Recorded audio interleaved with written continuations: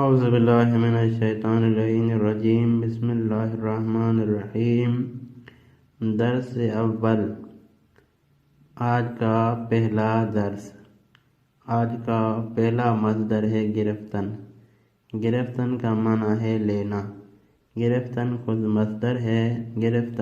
مصدر ہے جس کا معنی ہے لینا۔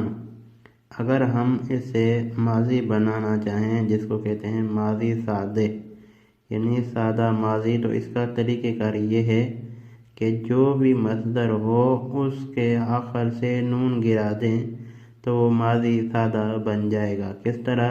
جیسے گرفتن ہے، اس کے آخر سے نون گرا دو تو یہ گرفت بن جائے گا۔ اب اس کے 6 صیغے ماضی کے کس طرح ہیں آپ کو پڑھ کے سناتا ہوں، آپ غور کریں۔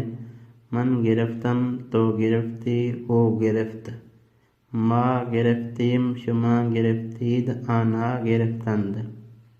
من گرفتم یعنی میں نے گزرے ہوئے زمانے میں لیا۔ ماضی کا معنی تو آپ کو آتا ہی ہوگا۔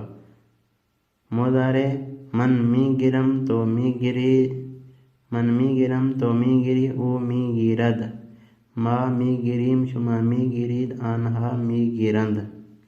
ایک مرتبہ اور بھی پڑھتا ہوں۔ من می گرم تو می گری او می گیرد، ما می گریم شما می گیرید آنہا می گیرند۔ امر کے فارسی میں فقط 2 ہی صیغے ہوتے ہیں۔